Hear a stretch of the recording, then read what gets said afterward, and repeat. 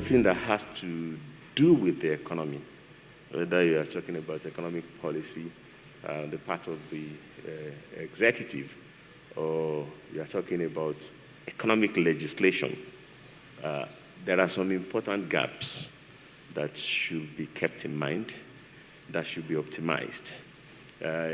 For the executive, they call them economic policy gaps. And that's where most of the literature are concentrated. But from the conversation going on here, you may want to frame it as economic legislation gaps, in the context of this legislative discourse. And the first gap is recognition gap. How long does it take for you to recognize a problem as one that requires a regulatory intervention, whether to enact a new statute or to amend existing statutes? I'm not going to provide an answer, but it's something for distinguished legislators to ponder about and try and shorten the gap. For example, we've been in a recession for 5 quarters until we exited it last quarter.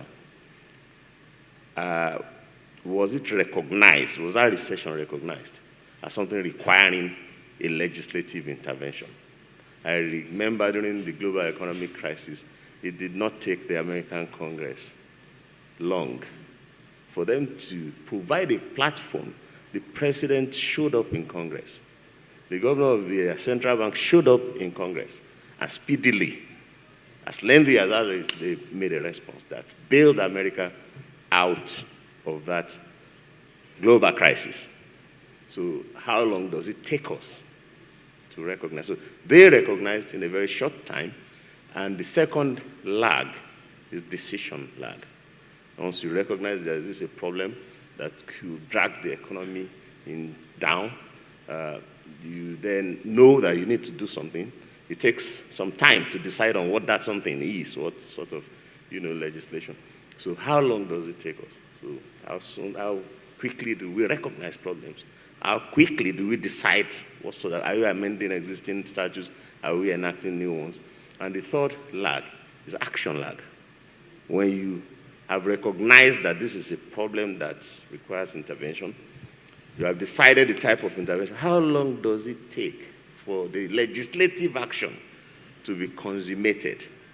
So these are things we need to keep in mind. In places where you have legislative effectiveness, it's part of democratic effectiveness, you find that they create, in England they call them select committees. In the US they call them joint committees, in which both Senate and Rep sit together. And what distinguishes the select committees from the other committees is that the select committees don't legislate. They exist to recognize and to decide on what should happen. So they place the ball, if you like, for the other committees of Congress or Parliament. And the other committees then don't waste time on recognition. They don't waste time on decision. They focus on legislation. So we might, in Nigeria, as our democracy matures, want to consider that possibility. And finally, the present problem, the problem that Nigeria has now, though we talk about recession, we have talked about devaluation, we have talked about inflation. Those are not the problem. We have only one problem. Those are symptoms of that one problem. And I would urge that we recognize that problem as we want to be solved, and it might require legislative intervention. And the problem is that whereas Nigeria enjoyed export inflows of $100 billion on average from 2005 to 2014, since 2015, it's dropped below half of that because of the collapse in oil price. So Nigeria has lost 50 billion, which used to be foreign exchange supply, which used to be government revenue. So it's a liquidity problem. It is that liquidity problem that caused the recession, is that liquidity problem that caused the devaluation, and is the devaluation that caused the inflation.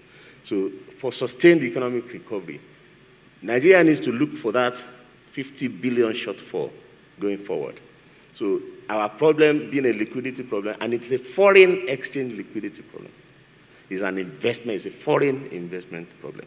Is there a role that legislation can play in easing the inflow of investment into Nigeria? What's that role? And so a recognition issue, a decision issue, and an action issue.